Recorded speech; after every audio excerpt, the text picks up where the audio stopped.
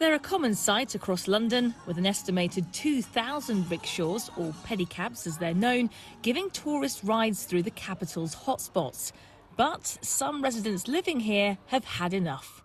Jane Doyle has lived in her flat in Soho for 50 years. After countless sleepless nights, she's calling for regulations to be introduced, including licensing, safety checks and banning loud music. When they play music, it's loud. And it goes until 3, 4 in the morning.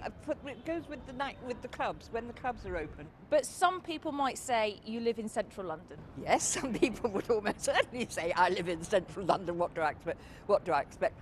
I expect to be allowed to go to sleep at night. I don't expect to be kept awake by somebody playing loud music.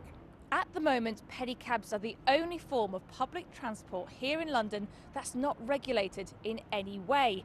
That means there's no requirement for insurance, no requirement for fares to be fixed or consistent, and no requirement for vehicles or drivers to be quality assessed. The cities of London and Westminster MP Nickie Aiken has proposed a new bill in Parliament in an attempt to give Transport for London the power to regulate pedicabs. My bill will mean that the vehicles are checked, but also equally importantly, the drivers are checked. They go through a checking service.